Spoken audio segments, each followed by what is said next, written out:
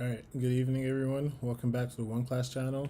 My name is Osehi and I am one of your senior economics tutors for OneClass.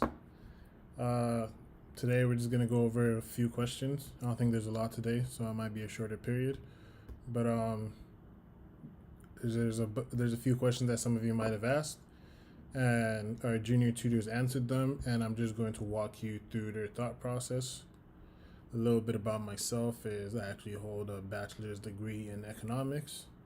And lastly, I would just like to say, if you need any help with your economics homework, need any one-on-one tutoring, have any economics related questions, please visit the link in the description below and someone should be able to help you.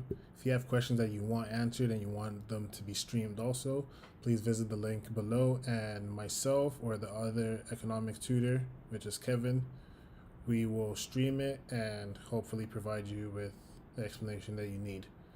With that being said, let's get started on today's session.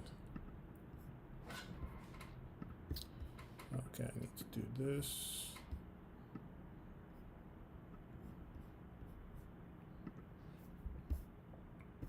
Okay, this looks good. And Ziteboard, which is the app. And let's get started. So, question number 1. Looks like there's a lot of questions here. There's actually 15 questions here. So we're going to go through all of them. Just call this question number 1. Economists use blank as a measure of the relative level of satisfaction when someone consumes a good or service. Our option is consumer happiness, utility, a happiness index, a satisfaction index. And this is just a simple definition question, and the correct answer here should be utility. And utility is a measure of a consumer's pleasure or satisfaction when they consume a good or service. And this is just a simple definition based question. If you know the definition of utility, you get this question right. And let's see what our tutor said.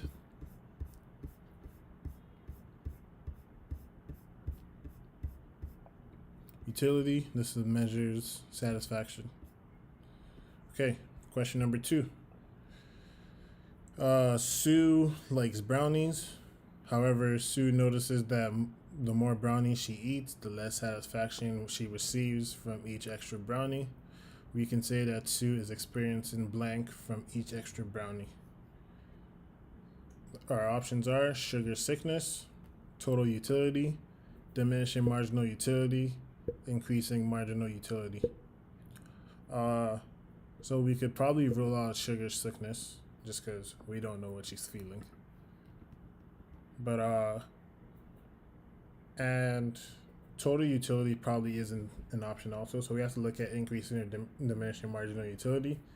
And if she's receiving less satisfaction, that just means it's diminishing.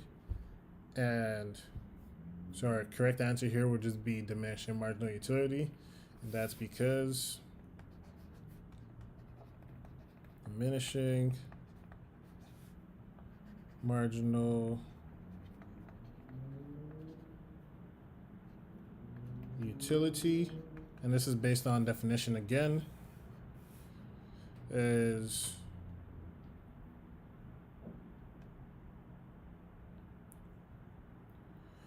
basically utility increasing at a decreasing rate after consumption of an additional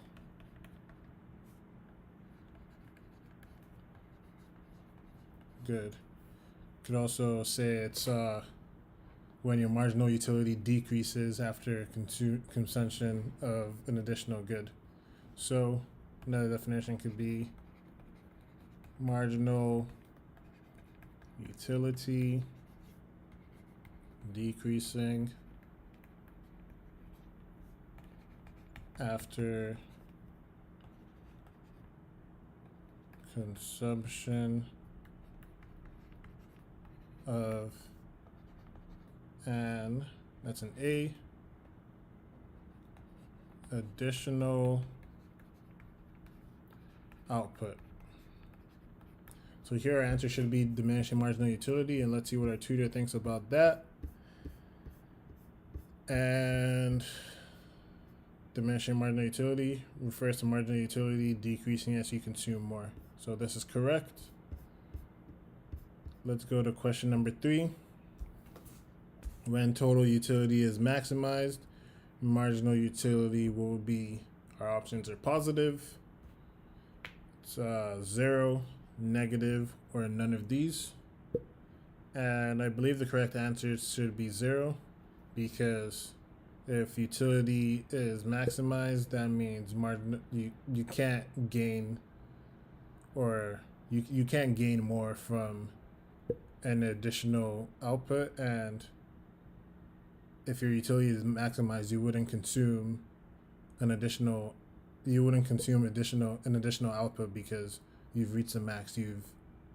For example, if you're eating Smarties, you finished all the Smarties in the box, so you can't really consume another Smartie. So total utility is maximized when marginal utility is 0. And let's see what our tutor thinks about this.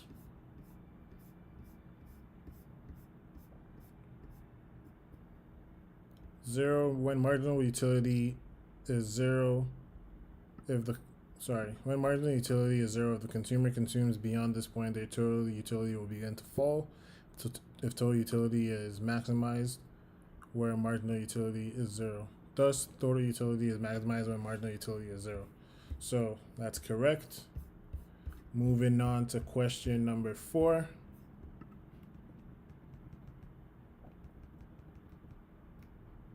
Question number 4, consider Dirk and Lee. They are both eating pizza. Which of the following statements is true regarding their satisfaction and utility? Excuse me.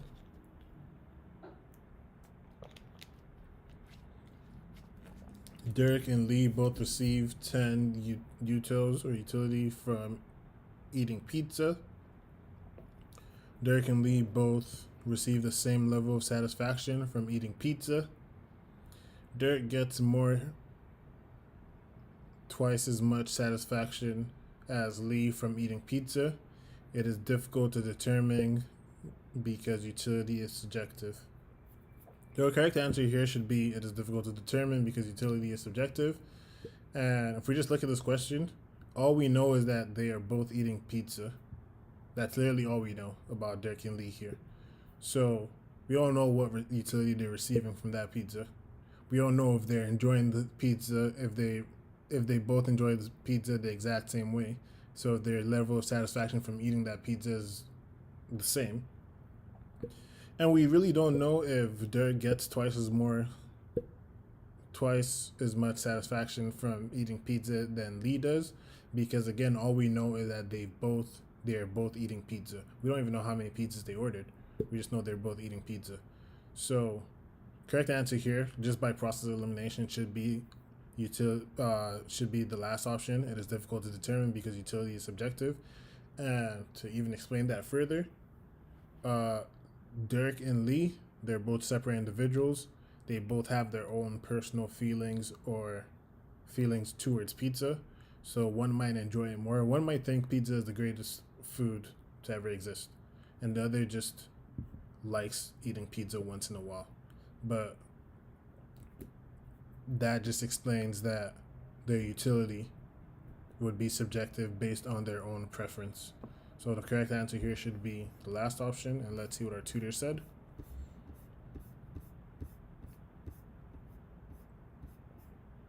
Number 4 is difficult to determine because utility is subjective. Each person has different levels of utility. So that's correct. Question number 5. For many products, the total utility curve is strictly increasing because of increase in marginal utility, strictly decreasing because of diminishing marginal utility.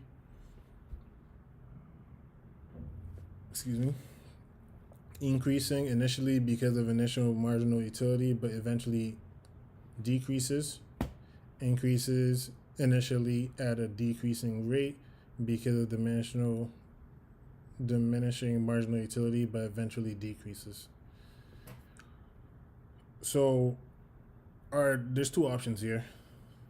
I don't believe it's increasing because of increasing marginal utility, because if it's increasing, even if it starts out increasing, it's eventually going to decrease. Strictly decreasing because of diminishing marginal utility, I will say that is probably one of the right answers here. Increasing initially because of increasing marginal utility. Again, I'm not too sure how I like this answer, but eventually decreases. I don't think this is right. And the last one, increasing initially at a decreasing rate because of diminishing marginal utility, but eventually decreases. So I would say that could be the other correct answer. But in this case, I think we'll go with strictly decreasing because of marginal utility, because of diminishing marginal utility. And that is because from every output, an additional output, eventually it's going to lead to diminishing marginal utility. So whether it be for that second output or for the third output, but if we're looking at many products here, because diminishing marginal utility exists, then it should be decreasing, because it should be strictly decreasing for many products, and for the total utility curve, it should be strictly decreasing because of diminishing marginal utility. Let's see what our tutor said here.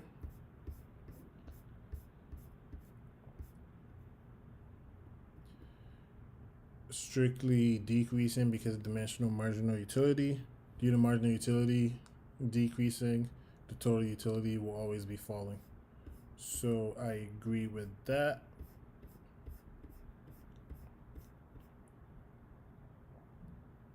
And question number 6. When a consumer gets the biggest bang for their buck, we say they use the loudest gun in hunting season. I don't know who says that. I personally don't say that. They reach a consumer optimum. They minimize consumer satisfaction, maximize marginal utility. And we'll say here, so we're eliminating used the loudest gun in hunting season. Again, I don't know who says that. And we'll eliminate minimize consumer satisfaction, because if they get the biggest bang for their buck, that means they're getting the maximum possible for the amount of money they paid for it, and that would increase consumer satisfaction rather than decrease it. So our 2 options here are reach a consumer optimum or a maximized marginal utility. And by definition of consumer optimum, we would say that should be the right answer, and that is because consumer optimum occurs when total, that's not a T, when total utility, can't spell today,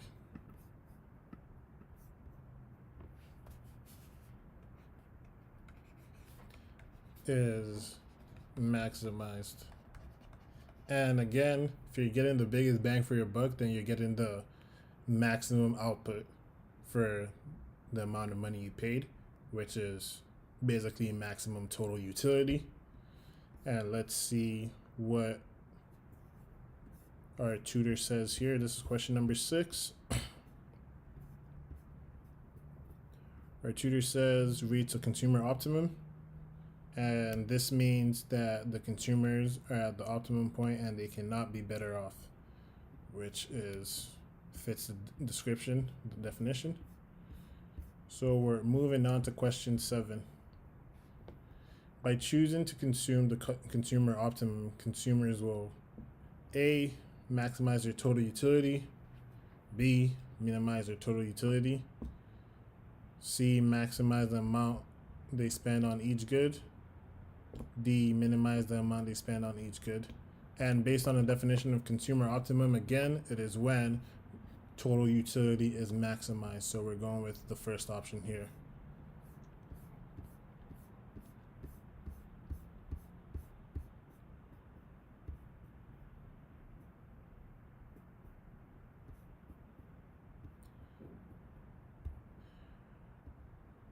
And it's maximize their total utility, and the explanation is at the consumer optimum, the total utility is maximized at they're getting the best value at the best prices. So question number 8 is next.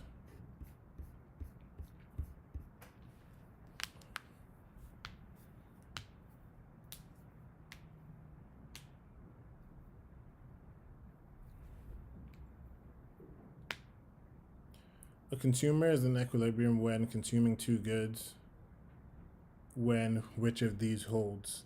The first one is mu of A over P of A equals mu of B over P of B. And let's just denote what those mean. Mu A equals marginal utility.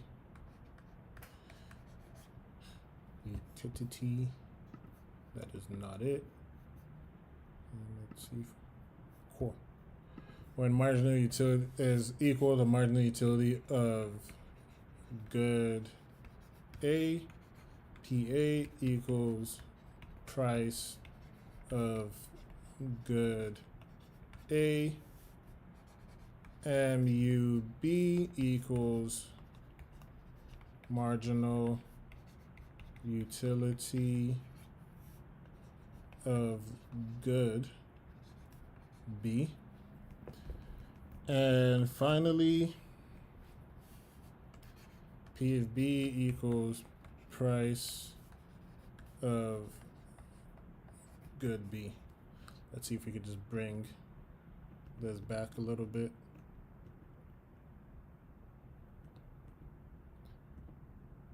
Okay, that's fine. So consumer is in equilibrium when consuming two goods, when which of the following holds? So the marginal utility per price over price of good A equals marginal utility of good B over price of good B.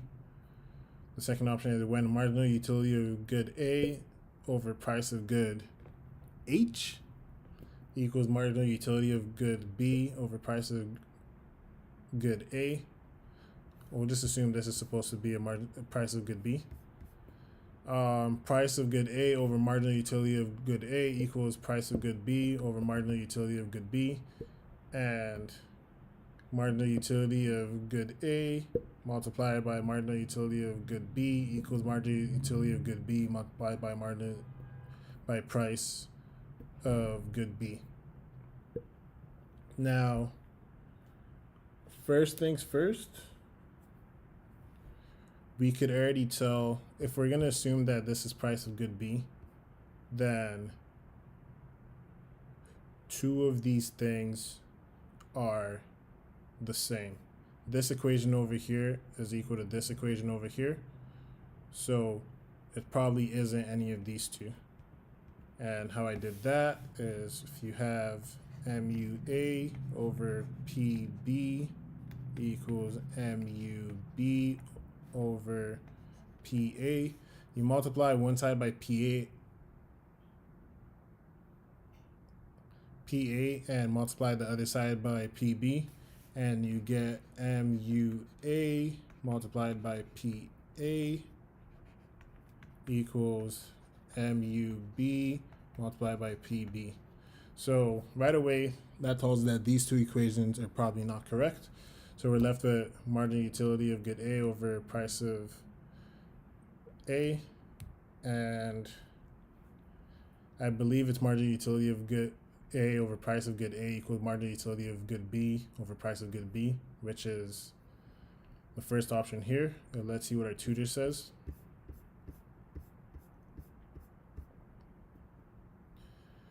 They agree, and this is a known formula for when the equilibrium of two goods hold.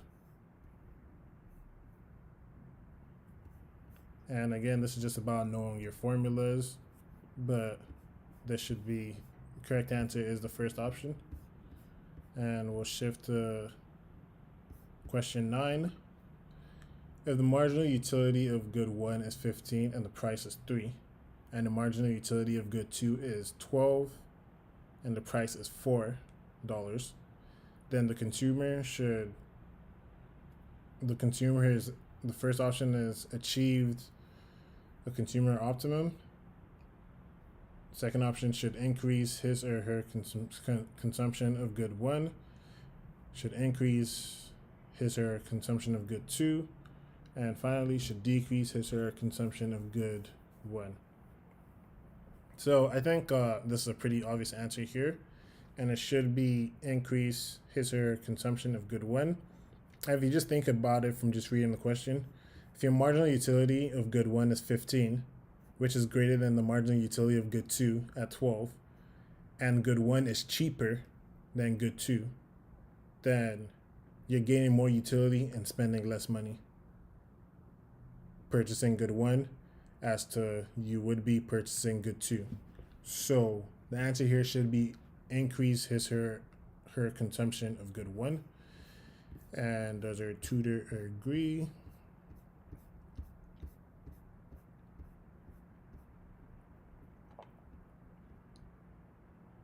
Yes, they agree. And another way of checking this out is just good 1's marginal utility per dollar is 15 over 3, which is 5, and good 2's marginal utility per dollar is 12 over 4, which is 3. Since good 1 gives a higher marginal utility per dollar, then the consumer should increase their consumption of good 1. And that's the mathematical and economic way of looking at it also. And that goes back to here. So we know that when a consumer is in equilibrium, then the marginal utility per dollar of good A should be equal to marginal utility per dollar of good B. So now we're on to question number 10. Suppose the price of an iPod decreases and the price of HD TVs remain the same. What noticeable effect occurs? The substitution effect only, the real income effect only, the substitution effect and real income effect if there is a noticeable change in purchasing power, and the substitution effect and real income effect if there isn't a noticeable change in purchasing power.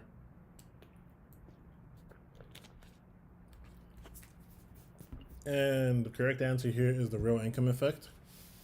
And we know this because the real income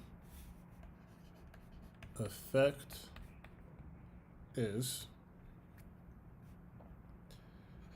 a change in demand for a good or a service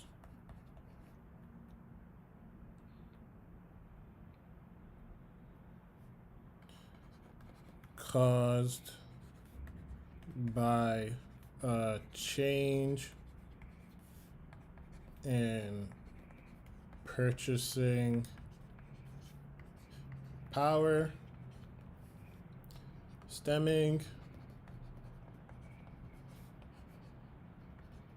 from a change in real income. Now, if we look back at this question, we can assume that income decreased if you couldn't purchase an iPod. Price of an iPod is probably cheaper than the price of an HD TV. So, assuming your income was $300, you could purchase an iPod then, or you could purchase more iPods then, but probably are in the income range for purchasing an HD TV. However, if that income decreases from, what did I say, $300 to $200, then your demand for purchasing an iPod decreases, and that would also lead to the price decreasing eventually. And let's see what our tutor says about this. The real income effect only due to demand staying for TVs and decreasing for iPods. And that is correct. Question number 11. The blank paradox was described by Adam Smith in 1776. And the correct answer here is the diamond water paradox. You either know that or you don't know that. But let's see what the diamond paradox talks about. Diamond water paradox.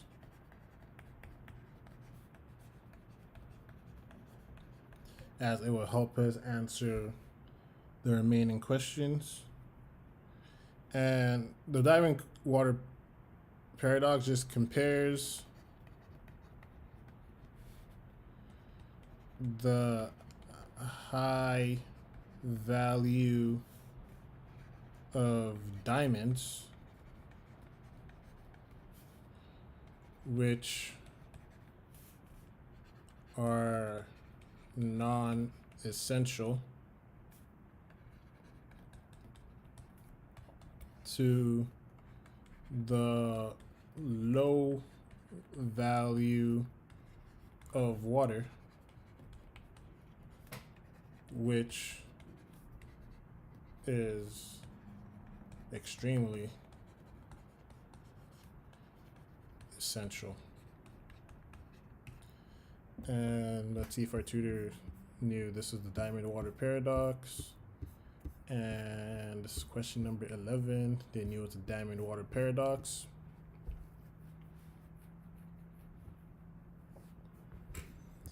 And question number 12. What is the key to solving the diamond water paradox? More water and fewer diamonds, probably not it.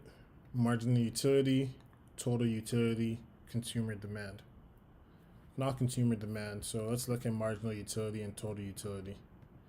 And what we were getting from this is that because water is essential and diamonds are not essential, your total utility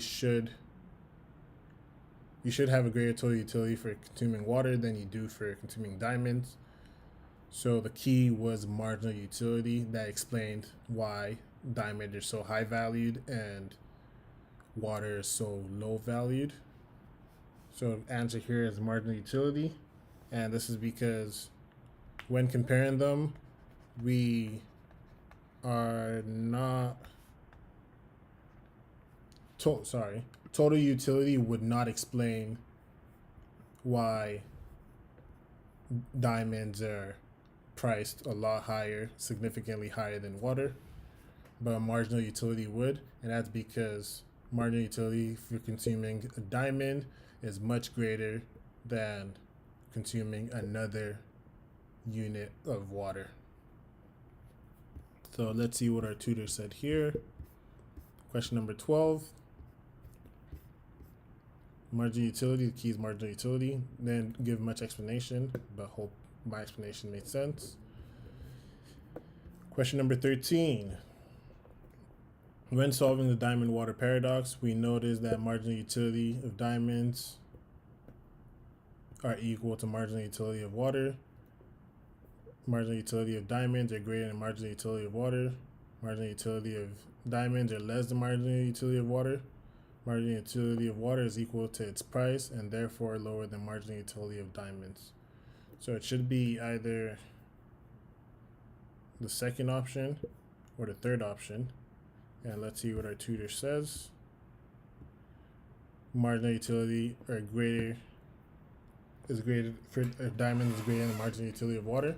And I agree with that. They say it's because marginal utility are worth far more than water, and thus they provide greater marginal utility. And that is true. Another way of looking at it was we have a lot of, depending on where you're at, water is accessible for a low cost. And whereas diamonds consume whenever you do, if you were someone that likes diamonds, if you do purchase a diamond, you get some sort of satisfaction from purchasing a luxury good, and that satisfaction you get for the additional item of purchasing a luxury good, whereas additional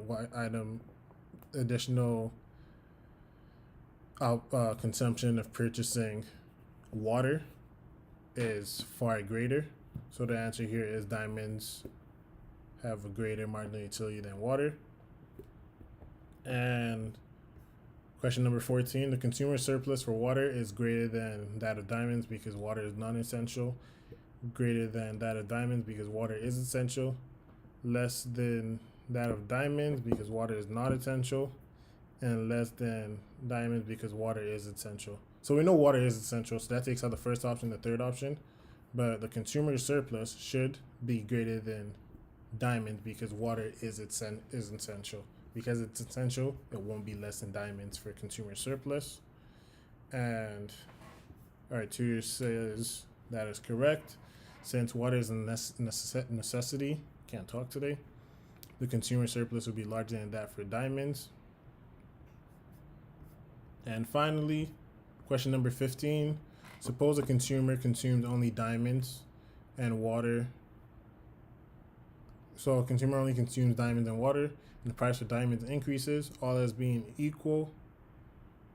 A consumer's marginal utility for diamonds decreases and marginal utility of water stays the same.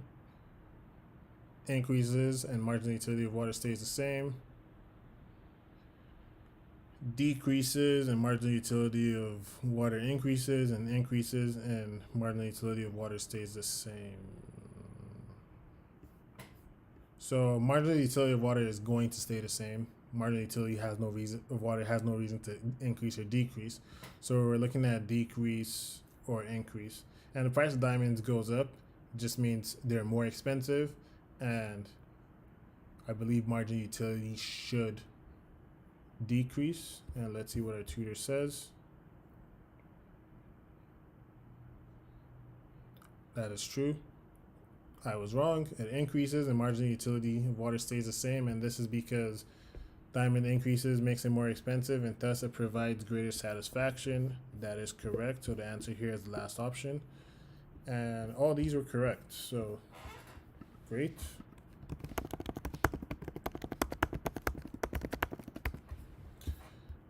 That was considered just one question, but let's move on to what we have left. What is perfect competition? Does the apps market for smartphones meet this definition? How and why or why not? So perfect competition is a market structure where where competition between firms is at the greatest possible level. Market structure is characterized by numerous buyers and sellers in the market, identical products, no barriers to entry, low startup costs, and perfect information available on the market. And that is the perfect definition of perfect competition.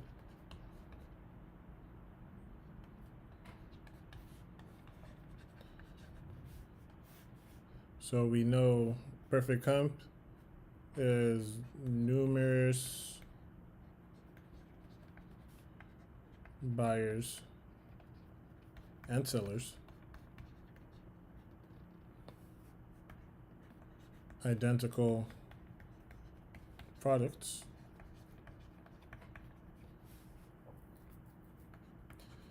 no barriers to entry, meaning anyone can enter, anyone can leave,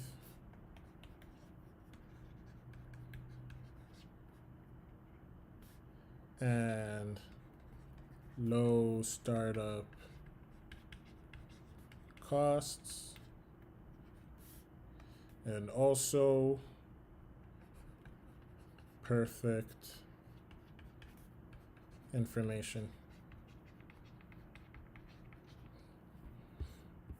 Now let's look at the second part of the question.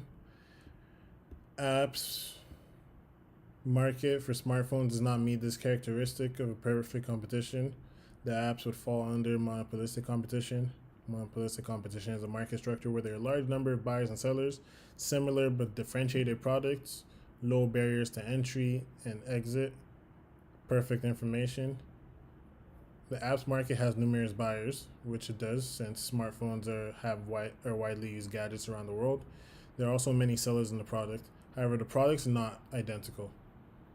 If we look at Instagram and Twitter, those are two apps that you could get on a smartphone, and they're similar. They're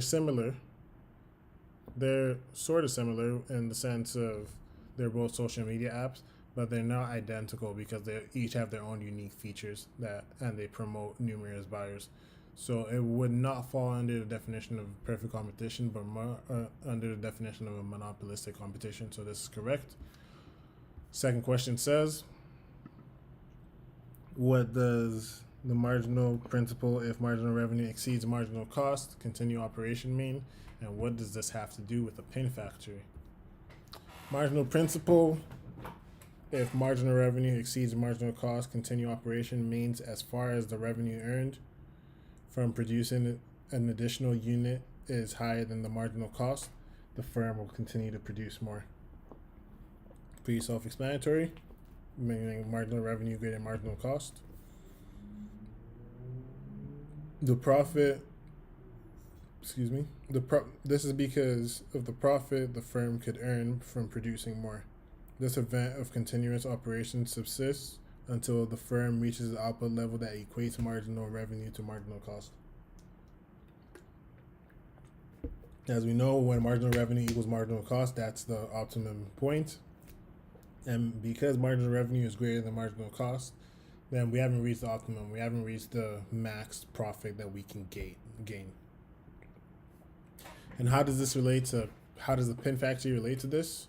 Pin factory is related to concepts stated by Adam Smith. Smith's definition of the pin factory introduces the division of labor and its impact on productivity. This concept came in when he visited a pin factory that employs 10 men who produce 48,000 pins every day. He observed the division of steps in creating pins. The strategy creates higher productivity and a reduction to cost. The decrease in the unit of cost and the increase in the quantity produced encourages the pin factory owner to continue operation because its marginal revenue exceeds the cost of producing an additional unit of pins. So basically, like we said, for part 2 over here, as long as marginal revenue is greater than marginal cost, keep producing. And this is because the firm has not reached its profit maximizing output. So you keep producing. So keep producing till marginal revenue equals marginal cost. Excuse me. So this is correct.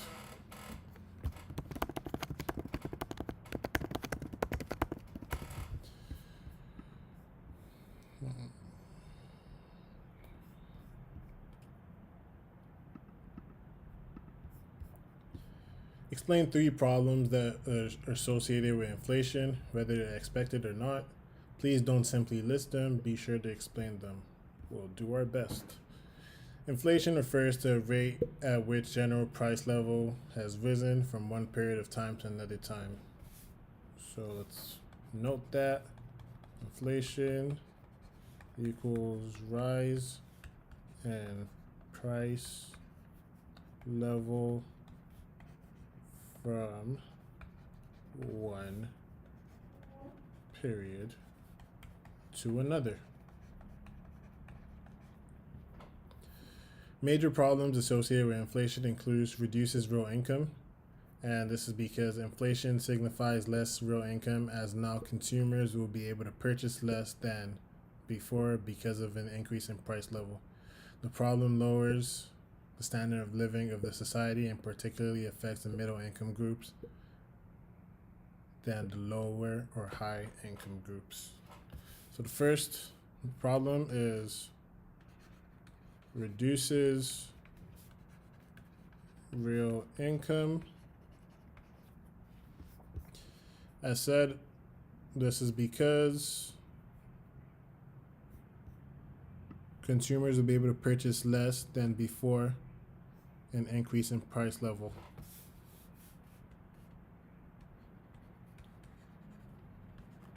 Consumers able to purchase less than before. The next problem is less savings and investment. With a reduction in real income, consumers will tend to save less for the future. With savings that become investments on another side will have negative consequences in terms of growth. So, with a reduction in real income due to inflation, savings are also reduced. So, that's our second problem over there, and that is reduction in real income leads to less savings and investment. So far both of these have a negative impact on GDP, because the first one, real income, means you're able to consume, reduces lower real income means you're consuming less, and that decreases GDP and standard of living. And saving with investment means less investments, less savings, so that also reduces investments portion in real GDP. And finally, our last problem associated with inflation would be scope of black marketing. Inflation generally implies huge aggregate demand than aggregate supply that increases the general price level. At high inflation, black marketers practice black marketing, like hoarding for their own benefits and the cost of welfare of the whole society. So, third is increases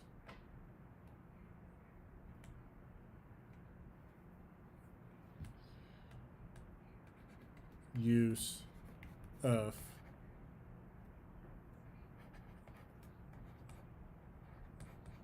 black markets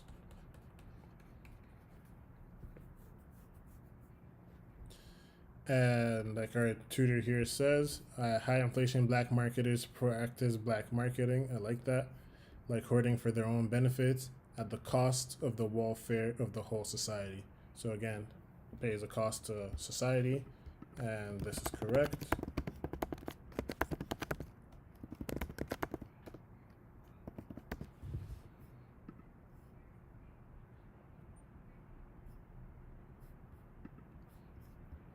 Question number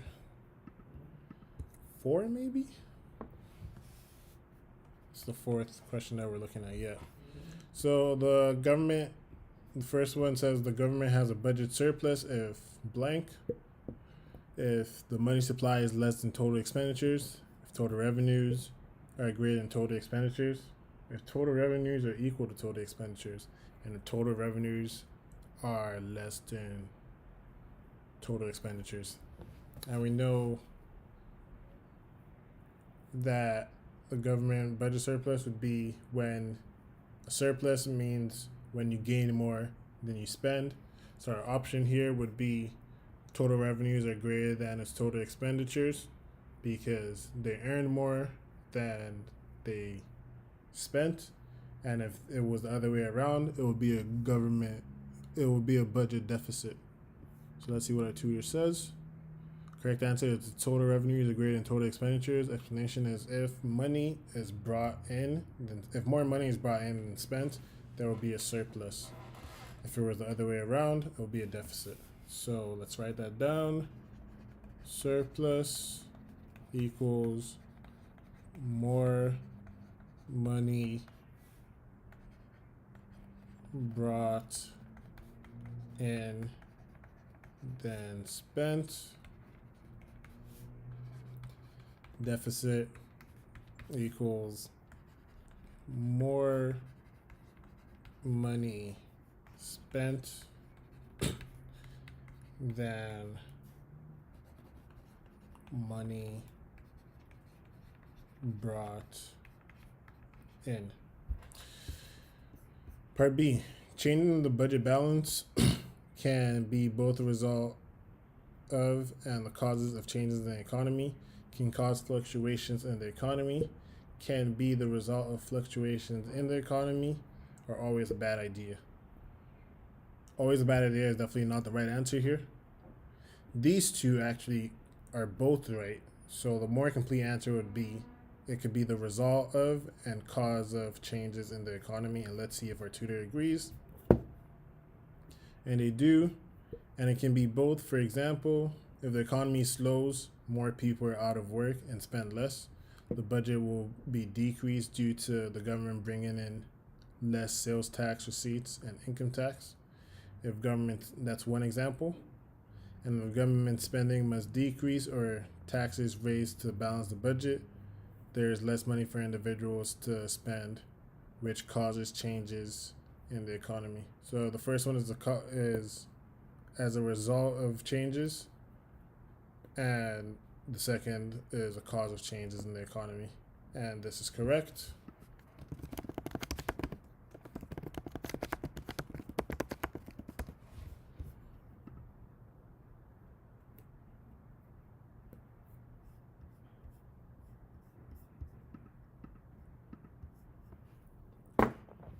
Question number 5. How are we doing for time? Okay, cool. We have about 10-15 more minutes. Why is it important for a company to follow the law of diminishing returns to maximize profits and utilizing the law of diminishing return on when to stop producing? It's a great question.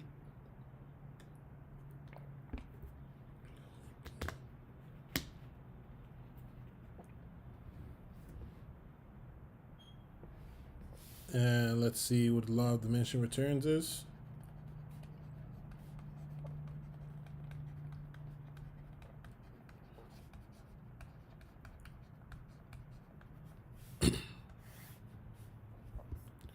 So our tutor here says the law of diminishing return makes the marginal product of an input decrease with an increase in total product.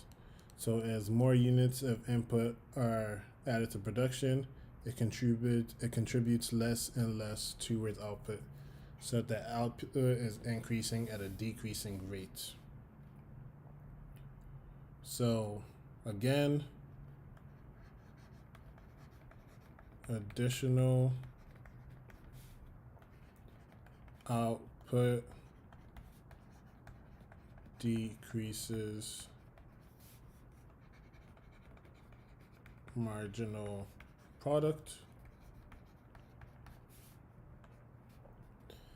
and total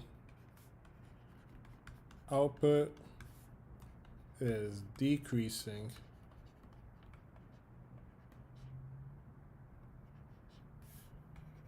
at an increasing rate. Now, a question asks, what is important for a company to follow those laws when they want to maximize profit and utilize those laws when they want to start producing? And let's see.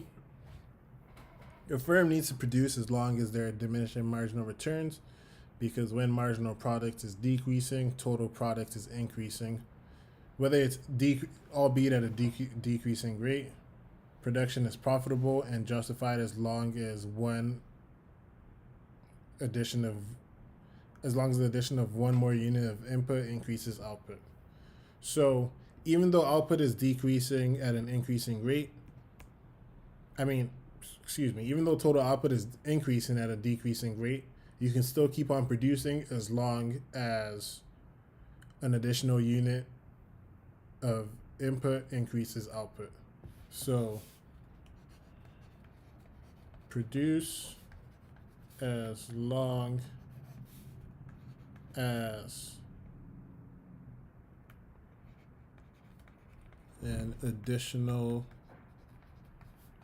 unit of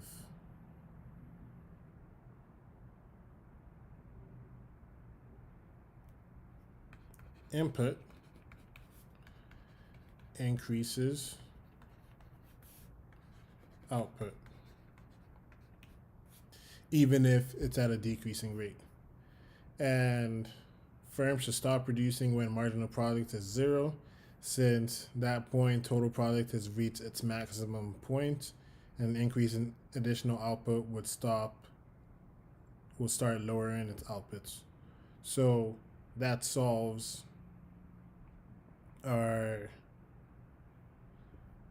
explains both of them, because as long as you keep on producing and as long as you add an additional unit of input and it increases output, you should keep producing, and the more you produce, the more profits you gain. However, you stop producing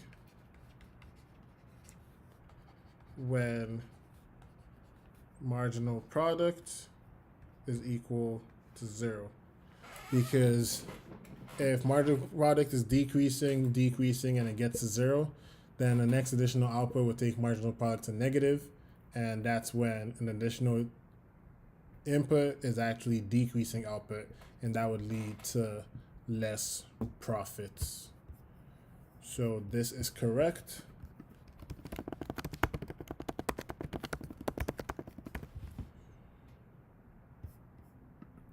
I believe we might have one more question. Yes, we do.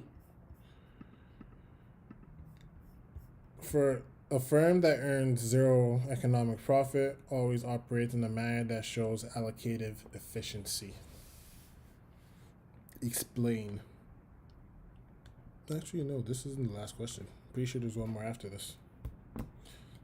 So allocative efficiency occurs at a point where there is optimal allocation of goods and services. It occurs at an output level where price equals marginal cost of production. At this point, consumers' marginal willingness to pay is equal to the marginal cost, and consumer and producer surplus are maximized at this point. So allocative efficiency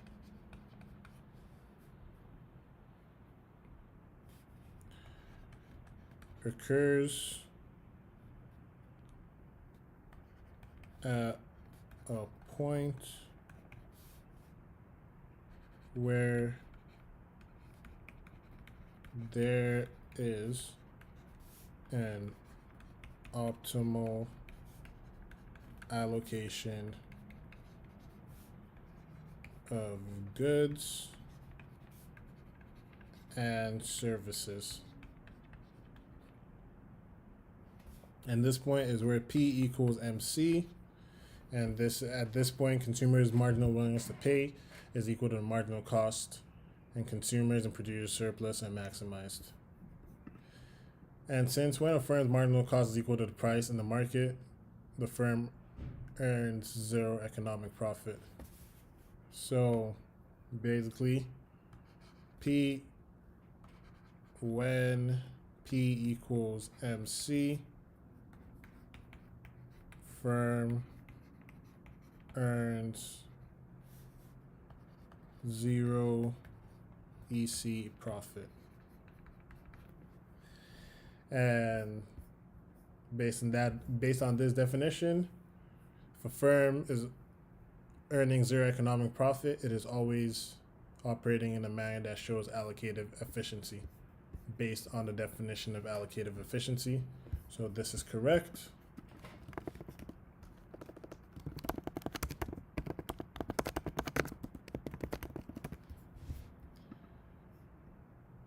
And last but not least, question number 7. Define the opportunity cost of getting your degree by analyzing what steps and economic factors a potential student must make when choosing to pursue an education. Given your answer, is getting a formal education worth your opportunity cost, and why? So some of the following steps and economic factors we have are the total cost of the course,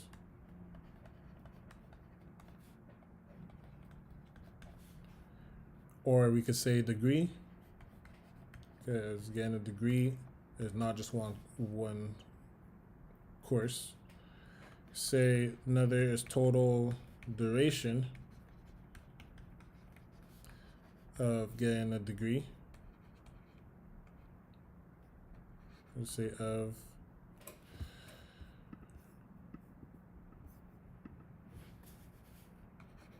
degree.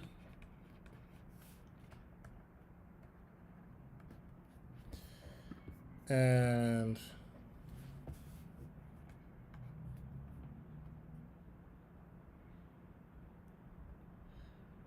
some of the opportunity costs would be the alternative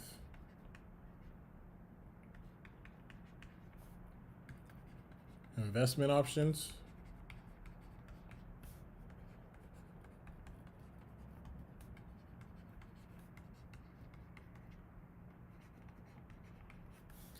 And alternative usage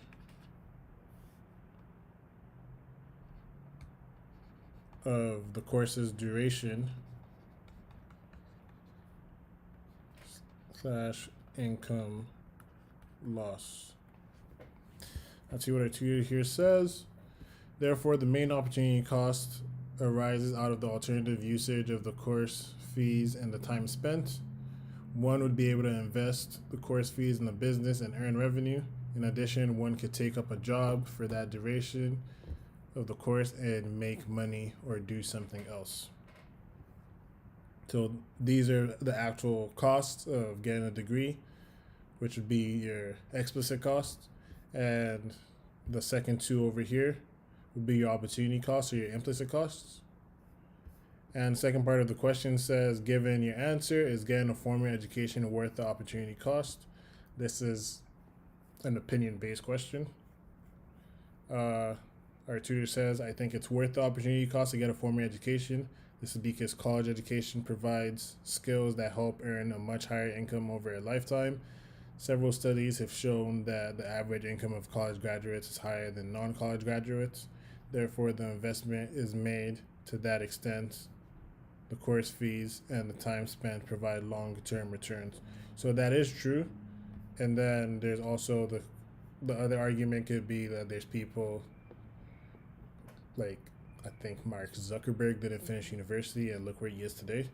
So there's both sides to it, but based on studies, the economic answer would say it is worth the opportunity. It is worth the opportunity cost to get a formal education, because studies show that average income earned by a graduate is more than the average income by a non-graduate. So this is correct. And it's a great explanation. And I believe that was the last question. So thank you for taking the time out of your day to go over some of these questions with me. Hope I was a great deal of help and you understood my explanations. And again, we encourage you to look at the description in the link below. Look at the link in the description below. And if you have any economics related questions, if you would like to submit some questions for myself or the other senior economics tutor to stream and for junior tutors to answer, then please visit the link in the description below. And if you need some one-on-one tutoring, help with the economics homework, then you should also visit the link in the description below, and someone should be able to assist you with that. And with that being said, enjoy the rest of your Wednesday evening and take care. Till next time.